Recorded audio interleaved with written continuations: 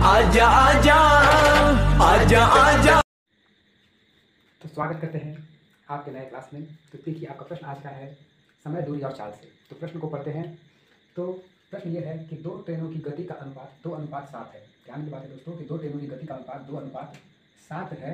यदि पहली train 250 kilometre 5 घंटे में पूरी करती है। ध्यान रखिए दोस्तों, क्या प्रश्न लिखा हुआ है कि 250 किलोमीटर वो 5 घंटे में दूरी तय करती है, तो दोनों ट्रेनों की गति का योग क्या होगा। यहाँ पर क्या पूछा जा रहा है कि जो दोनों ट्रेनों की जो गति है उसका योग क्या होगा।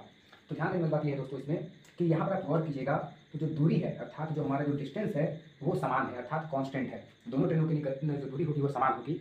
जब दोनों ट्रेनों की गति जब समान होती है तो यहाँ पर जो मेरा चाल है वो टाइम के इन्वर्सली प्रोपोर्शनल हो जाता है, यानी कि व्यतिक्रमानुपाती हो जाता है दोस्तों। ठीक है, अब एक काम करते हैं, हम यहाँ पर देख लेते हैं कि स्पीड यानी दोनों ट्रेनों की गति का अनुपात कितना है दोस्तों। यहाँ स्पीड लिखा हुआ है, आप देख सकते हैं S1:S2, यानी कि पहली ट्रेन की गति का अनुपात कितना है 2 है, तो दूसरी ट्रेन की गति का अनुपात कितना है दोस्तों 7 है। यहाँ पर लिखा हुआ है दो ट्रेनों की गति का अनुपात 2:7 है। अब बात करते हैं कि जो ट्रेन S1 है, जो पहली ट्रेन है वो 250 किलोमीटर 5 घंटे में तय करती है, तो उसका स्पीड क्या होगा।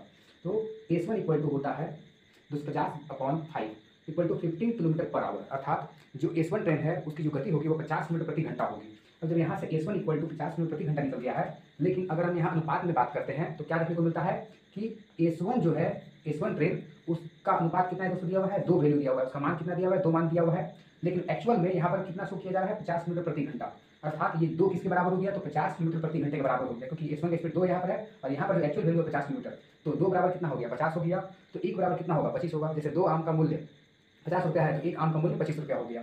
अच्छा, पूछा क्या जा रहा है कि दोनों ट्रेनों की गति का योग कितना होगा। तो बताइए दोनों ट्रेनों की गति का अनुपात कितना दिया हुआ है, तो S1 और S2 दिया हुआ है, दिया हुआ है, तो 2 + 7 कितना हो गया दोस्तों 9 हो गया। 2 + 7 कितना हो गया 9, और हमको पता है कि 1 यूनिट बराबर कितना होता है दोस्तों, तो 25 होता है।